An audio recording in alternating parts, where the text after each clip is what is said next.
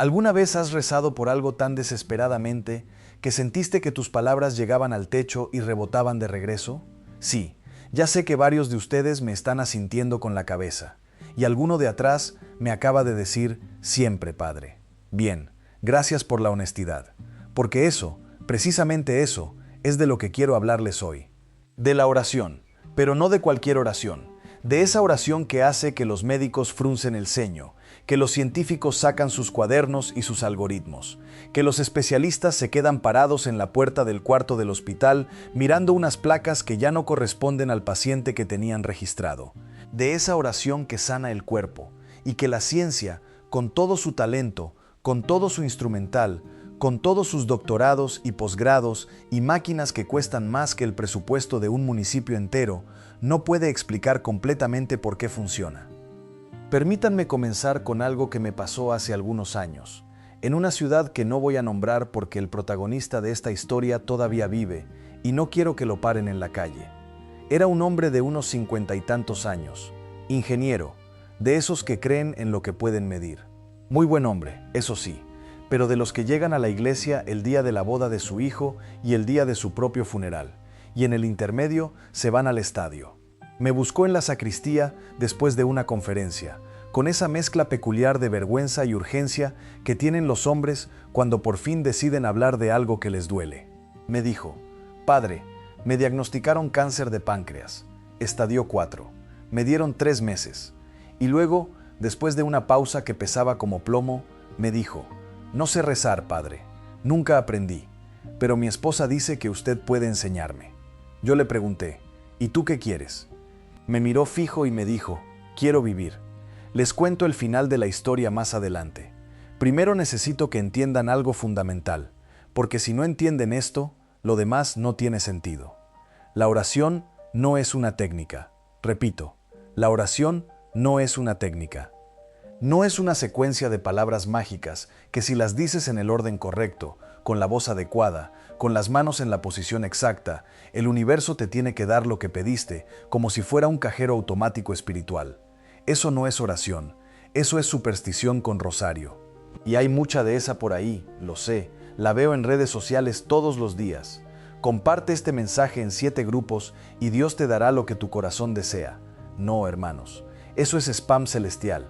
Eso no funciona ni aquí ni en el cielo. La oración, en su esencia más profunda, es una relación. Es un encuentro entre una persona y Dios.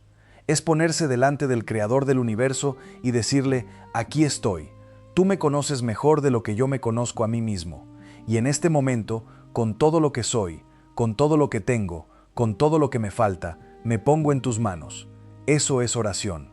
Y cuando eso sucede de verdad, cuando hay una entrega real, cuando hay una confianza que no es resignación sino fe activa, algo ocurre, algo que los libros de medicina no tienen categoría para clasificar.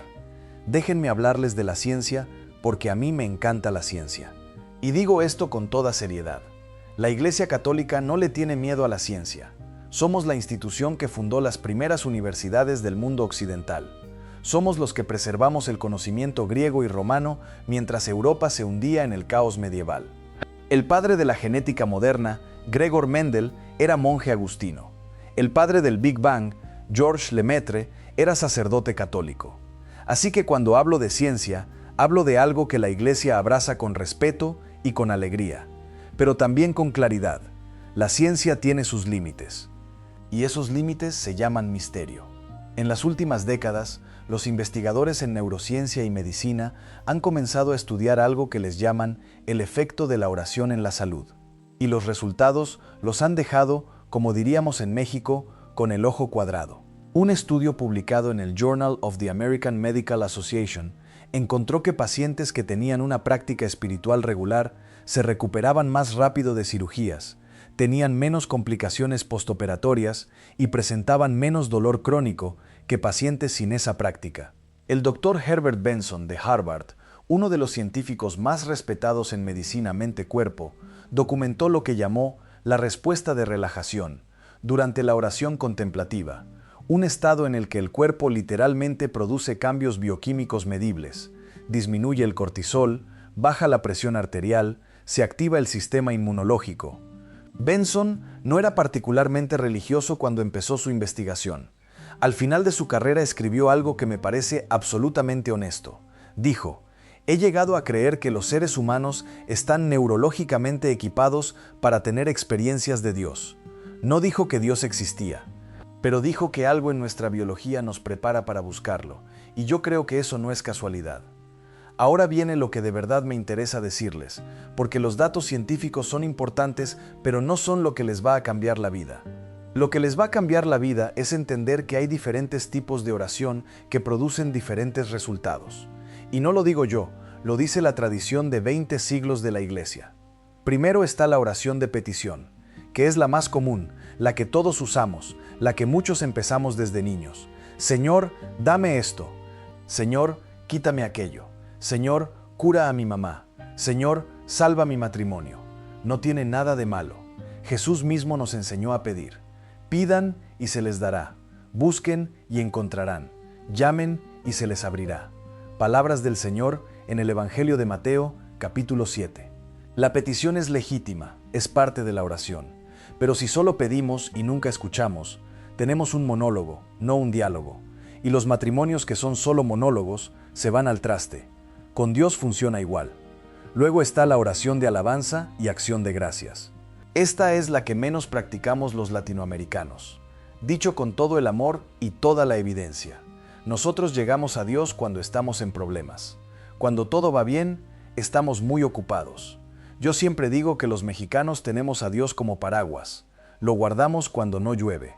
Y hay algo profundamente importante aquí, porque los estudios en psicología positiva, especialmente los del Dr. Martin Seligman en la Universidad de Pensilvania, muestran que las personas que practican la gratitud de manera consciente y regular tienen niveles más bajos de inflamación en el cuerpo. La inflamación crónica, como saben los médicos en esta sala, es la base de casi todas las enfermedades graves: el cáncer, las enfermedades cardiovasculares, la diabetes, el Alzheimer. Y resulta que darle gracias a Dios tiene efectos antiinflamatorios. Dios siempre fue el mejor médico, solo que nos tardamos mucho en confirmarlo con instrumentos. Pero la oración que más me fascina, la que tiene los efectos más profundos y más difíciles de explicar, es la oración contemplativa, la que los místicos católicos describieron con una belleza que me deja sin palabras.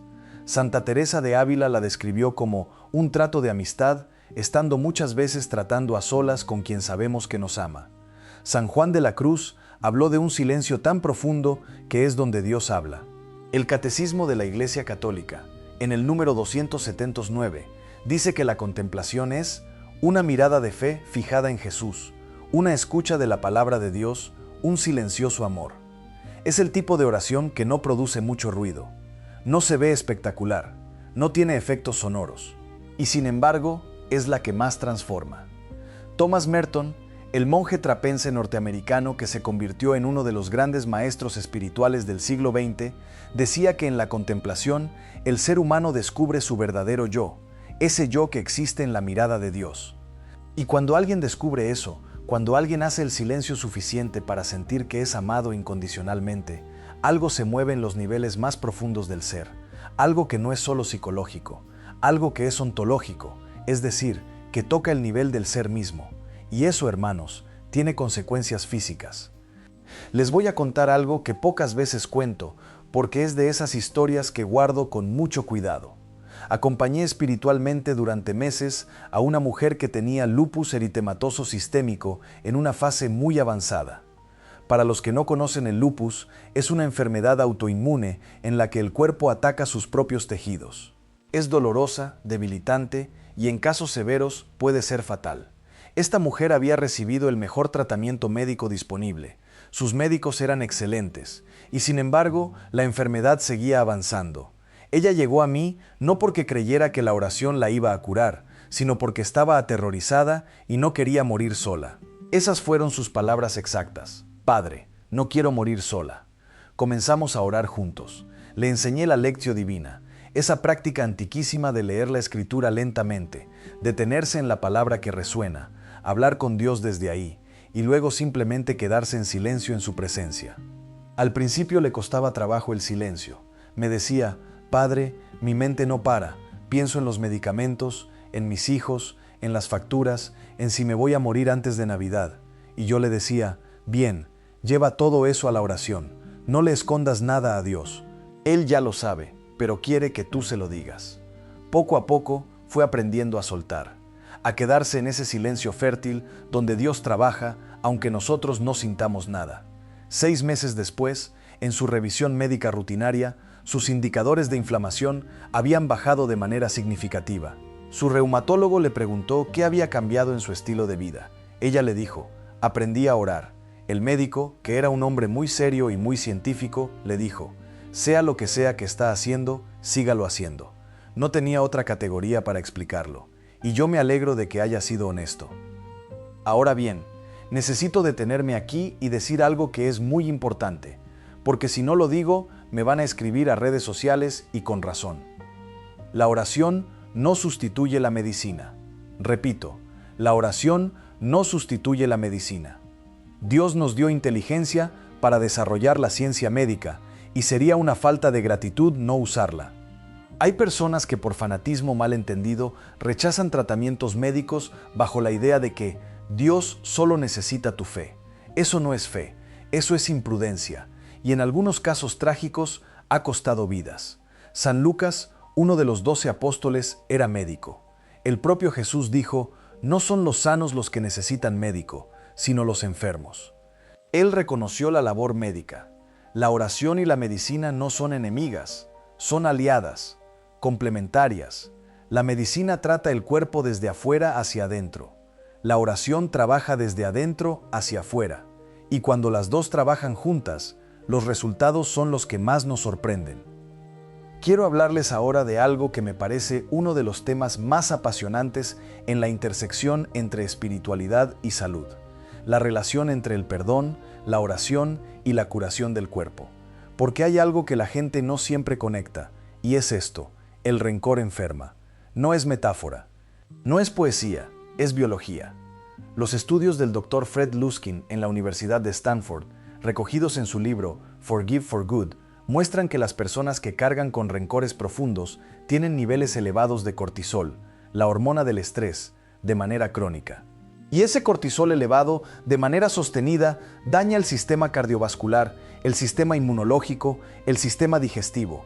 Literalmente, el rencor come el cuerpo desde adentro. Y hay algo más, el rencor bloquea la oración, porque la oración requiere apertura, requiere humildad, requiere la disposición de recibir, y el corazón cerrado por el rencor no puede recibir. Es como intentar llenar una botella con la tapa puesta. Jesús lo sabía. Por eso en el Padre Nuestro, la oración que Él mismo nos enseñó, incluyó esa línea que muchos decimos de memoria sin pensar en lo que estamos pidiendo. Perdona nuestras ofensas como nosotros perdonamos a los que nos ofenden. Hay una condición ahí, no es un ultimátum de Dios, es una descripción de la realidad espiritual. El perdón que recibimos está conectado con el perdón que damos. Y cuando alguien logra perdonar de verdad, no como un ejercicio mental, sino como una decisión del corazón sostenida por la gracia de Dios, algo se libera en el cuerpo. He visto esto tantas veces en mi ministerio que ya no me sorprende, aunque siempre me conmueve. Una vez, en el confesionario, atendí a una persona que cargaba desde hacía más de 20 años un rencor enorme hacia un familiar que le había hecho daño de verdad. No exagero cuando digo que ese rencor era visible en su cuerpo. Tenía los hombros encogidos, la mandíbula apretada, los ojos duros. En el transcurso de esa confesión, con mucha misericordia y mucha paciencia de parte de los dos, llegó a un momento de liberación. No voy a dar detalles porque el secreto del confesionario es sagrado, pero puedo decirles que al salir, esa persona tenía una postura diferente. Literalmente, los hombros arriba, la cara distendida. Me dijo, «Padre, se me quitó un dolor de espalda que tenía desde hace años». Les juro que lo digo como lo viví. No tengo explicación médica, pero tengo la experiencia. El Catecismo de la Iglesia Católica, en el número 1502, dice algo bellísimo. El hombre enfermo experimenta ante la enfermedad su impotencia, sus límites y al mismo tiempo su deseo de liberación. La enfermedad puede conducir a la angustia, al repliegue sobre sí mismo, a veces incluso a la desesperación y a la rebelión contra Dios, pero también puede hacer al hombre más maduro, ayudarle a discernir en su vida lo que no es esencial para que se vuelva hacia lo que lo es. La Iglesia no romantiza el sufrimiento, no dice que la enfermedad es buena, dice que puede ser una puerta, y la oración es la que nos ayuda a no cerrar esa puerta por miedo, sino a cruzarla de la mano de Dios. Permítanme hablarles de algo que me inquieta, y lo digo con caridad pero con franqueza. En la cultura actual, incluso dentro de la fe cristiana, hay una tendencia a lo que yo llamo la oración espectáculo, la que necesita música de fondo, aplausos, efectos de sonido, un predicador que grite. Y no digo que eso esté mal de por sí, pero hay gente que solo sabe orar en ese formato. Y cuando están solos, en silencio, en su cuarto a las 3 de la mañana con un diagnóstico encima y el miedo apretándoles el pecho, no saben qué hacer. No tienen los recursos interiores para encontrar a Dios en el silencio. Y eso es una pobreza espiritual que me preocupa. San Juan Pablo II, que fue un hombre de oración extraordinario, decía que la oración es el primer servicio que podemos dar a los demás. Y él lo practicaba. Cuando le preguntaban cómo hacía para gobernar a más de 1.000 millones de católicos, para viajar por el mundo, para escribir, para enseñar, respondía, porque nunca dejo de orar. Y no era una respuesta de relaciones públicas, era la verdad. Sus secretarios personales testimoniarán que lo encontraban postrado en oración a las 5 de la mañana, de rodillas en el suelo frío de su capilla privada. Y cuando le dispararon en la plaza de San Pedro en 1981 y lo llevaron al hospital prácticamente muerto, lo primero que dijo cuando recuperó el conocimiento, según el testimonio de quienes estaban presentes, fue el nombre de María.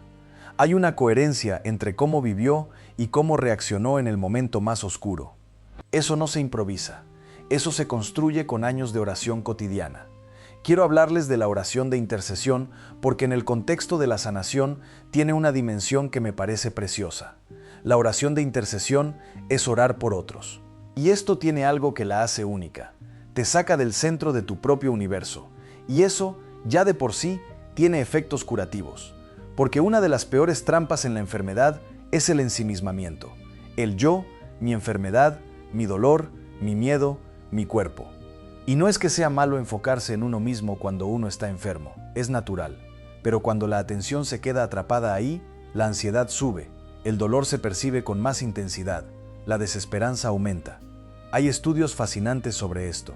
El doctor Harold Koenig, psiquiatra de la Universidad de Duke y uno de los investigadores más prolíficos en religión y salud, ha documentado que personas que oran regularmente por otros, que tienen redes de apoyo espiritual, que participan activamente en comunidades de fe, tienen mejores resultados en prácticamente todos los indicadores de salud que se han medido: mortalidad, recuperación de enfermedades, salud mental, incluso velocidad de recuperación posoperatoria.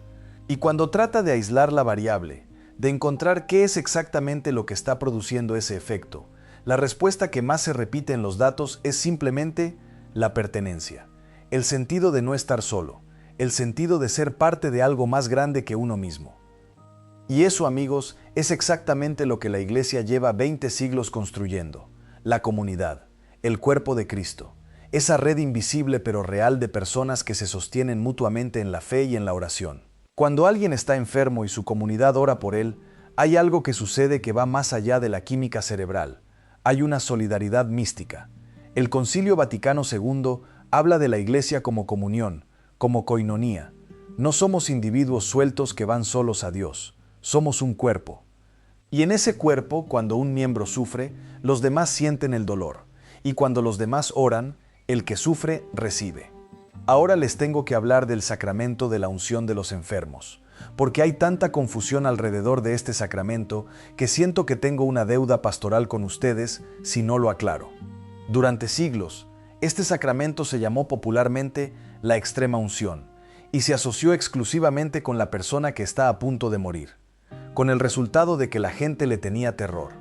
Cuando llegaba el sacerdote con el óleo, era la señal de que todo había terminado. Yo he llegado a hospitales donde la familia me veía entrar y me decía: «Padre, todavía no se va a morir». Y yo les decía: «Perfecto, porque no vine a despedirlo, vine a pedirle a Dios que lo cure». El Concilio Vaticano II restauró el nombre correcto, unción de los enfermos, y aclaró algo fundamental que estaba en la tradición pero que se había oscurecido. Este sacramento está destinado a todos los que están enfermos, no solo a los moribundos. La carta de Santiago, en el capítulo 5, versículos 14 y 15, dice con una claridad que no da lugar a dudas: ¿está enfermo alguno de ustedes? Llame a los presbíteros de la iglesia, que oren sobre él y lo unjan con óleo en el nombre del Señor. La oración hecha con fe salvará al enfermo, y el Señor hará que se levante, y si ha cometido pecados, le serán perdonados. La oración hecha con fe salvará al enfermo. Eso no lo digo yo, lo dice el Espíritu Santo a través del apóstol Santiago. Este sacramento actúa, no como magia, sino como gracia, como un encuentro sacramental con Cristo, que viene a tocar al enfermo donde más duele. He visto cosas en el contexto de este sacramento que me han dejado con el corazón lleno y los ojos húmedos. Personas que llegaban al sacramento con terror y que después de recibirlo tenían una paz que era visible, que era física. Personas que sus médicos habían desahuciado y que vivieron años más allá del pronóstico. No siempre, no automáticamente. Dios no es una máquina expendedora, pero he visto suficiente para decir con plena convicción: este sacramento hace algo real en el cuerpo y en el alma del enfermo. Y hablando de lo que no podemos explicar del todo, tenemos que hablar de Lourdes.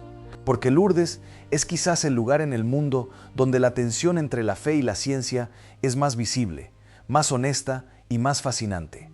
El santuario de Nuestra Señora de Lourdes, en Francia, tiene desde 1882 una institución única en el mundo: la Oficina Médica Internacional. Un equipo de médicos, muchos de ellos no creyentes, que tienen la tarea de examinar casos de personas que reportan curaciones en ese lugar, no para probar milagros, para descartar explicaciones naturales. El proceso es largo, riguroso, científicamente exigente, y hasta la fecha, la Iglesia ha reconocido oficialmente 70 curaciones como inexplicables según el conocimiento médico actual. 70 casos en los que médicos de múltiples especialidades y de diversas creencias han tenido que firmar un documento que dice, en esencia, no tenemos manera de explicar esto. Uno de los casos más documentados es el de Jean-Pierre Belly, un enfermero francés diagnosticado con esclerosis múltiple avanzada desde 1972. Para 1987, cuando fue a Lourdes, necesitaba silla de ruedas y dependía totalmente de otros para sus funciones básicas. El 9 de octubre de 1987, durante la unción de los enfermos en el santuario, tuvo una experiencia de calor que recorrió su cuerpo de arriba a abajo. Al día siguiente se levantó caminando. Sus médicos, que habían documentado el caso durante años, no pudieron ofrecer explicación. La esclerosis múltiple no se cura. Punto. No hay caso documentado de remisión espontánea completa de esclerosis múltiple avanzada en la literatura médica. Y sin embargo, Jean-Pierre Belly caminó fuera de Lourdes y vivió 20 años más en perfecta salud, falleciendo en 2011 de causas no relacionadas con su enfermedad. La Iglesia reconoció su curación como milagro en 1999. Y yo no les cuento esto para que se vayan todos a Lourdes mañana, aunque si tienen la oportunidad de ir, vayan. Se los digo con absoluta convicción, vayan. Se lo cuento para que entiendan que el encuentro entre la oración y el cuerpo humano tiene dimensiones que todavía estamos aprendiendo a comprender, y que la humildad científica exige reconocer que hay fenómenos reales que están más allá de los modelos actuales. Si esto te está llegando al corazón, compártelo con alguien que lo necesite. Porque hay muchas personas en este momento que están en camas de hospital, o en casas con diagnósticos difíciles, o acompañando a alguien que sufre, y necesitan escuchar esto. Permítanme hablarles de algo práctico, porque soy sacerdote pero también soy muy pragmático. La gente me pregunta constantemente: Padre, ¿cómo rezo? No sé rezar, siempre me distraigo, siento que hablo solo. Y yo les digo lo mismo que le dije a ese ingeniero, del que les empecé a hablar al principio. Comenzar a orar es tan sencillo y tan difícil como esto. Siéntate, respira y di: Señor, aquí estoy. No sé muy bien cómo hacer esto, pero tú me conoces y yo quiero conocerte a ti. Eso es suficiente para empezar. Eso es suficiente, porque la oración no la construimos nosotros. La oración la construye el Espíritu Santo en nosotros. San Pablo en la carta a los Romanos, capítulo 8, versículo 26, dice algo que me parece uno de los textos más consoladores de toda la Escritura. El Espíritu mismo intercede por nosotros con gemidos inefables, con gemidos que no tienen palabras.